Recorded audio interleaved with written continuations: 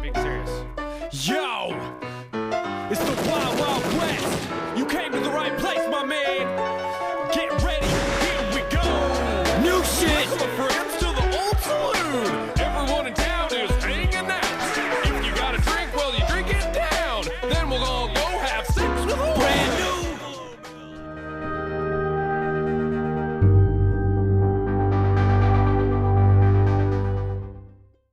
So, in the show, they discuss the idea of consciousness a lot, and the theory that comes up is bicameralism, or the hypothesis in psychology that states the mind was once split into two states that had a speaking side and a listening side.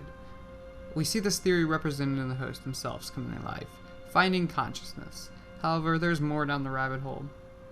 Consciousness is a catalysm for Westworld, but a strange and complex idea in ours. One of the first aspects of the bicameral mind is the ability for the non-speaking side to do executive functioning, processes involved in making and executing plans, as well as overseeing and managing other cognitive processes, which ultimately gives us consciousness means a being is fully aware of itself and it can imagine a future and plan accordingly, and recognizes other beings can be aware of themselves. So consciousness can be acquired like everything else, through evolution, or as the show says, life on this planet using only one tool, a mistake. Before consciousness, how did people process information? They lacked the one major ability, a sense of time. Before this, anything that happened to them was treated as a fact of the world. They can remember, but those memories become new facts. They can't process it like we do. For example, a conscious entity would say, I ate too much yesterday, therefore I am not hungry right now, but I should eat to have some energy. While they might say, I ate a lot, and also I'm not hungry. They know for a fact they ate a lot, but they don't realize that this past is what makes them unable to eat anything in the present. But then, if they can't explain their behavior from the concept of causality, how does their mind cope with this mess? They hear voices, telling them what to do. The voices are an explanation of why they did something, or behaved like that.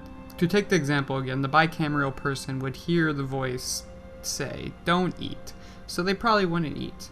Once the sense of time is developed, you realize the implications of the past, you realize the present, and you can project yourself into the future. So how does this make sense with Westworld?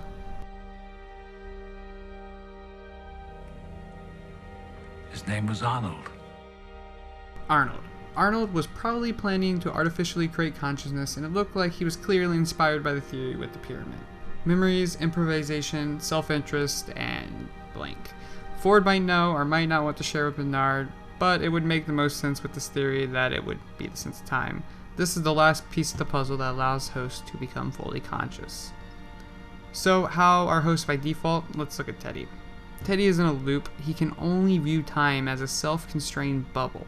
His backstory as well as his hypothetical future were constructed to make him his character. He is programmed to read the facts accordingly to the situation, to follow the narrative. He will talk about the hypothetical future with Dolores, a future that will never happen because he will never be able to act on the reckoning.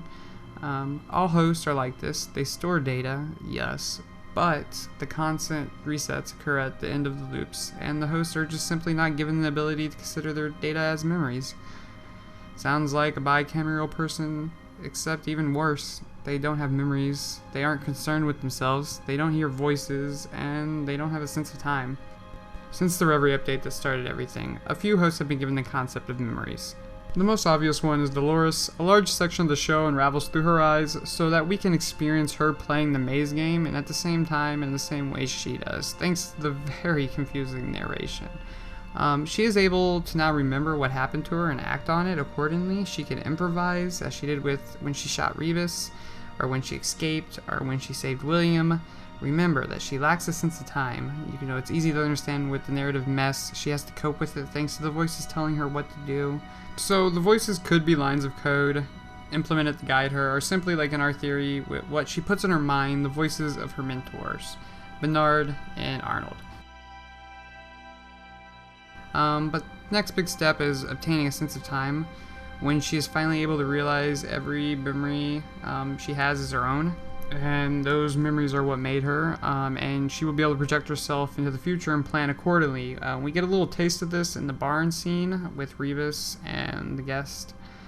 Other hosts are on the same path, like Maeve. Maeve has memories, improvisation, and interestingly enough, she has drawings on her floor, which helps her make sense of time. She just understands the nature of time. So, in a way, she's programming faster than Dolores. It's very obvious. My guess, however, is this will not end well, because she is not in the maze game. She is not in the park. We can wrap this up with the following. Certain hosts have memories, thanks to Ford. All hosts can improvise because of the programming, and only one line of code keeps them away from self-interest. What's standing in their way from reaching this? The very nature of the park, loops. But thankfully the maze was probably built to help to make sense of it all. The way the show is orchestrated, with the events shown out of order, is the key to the experience and understanding how the mind of the hosts work and what their direction is. Thank you. I was Spider-Man's ass. I was Spider-Man's ass. I was Spider-Man's ass. I was Spider-Man's ass.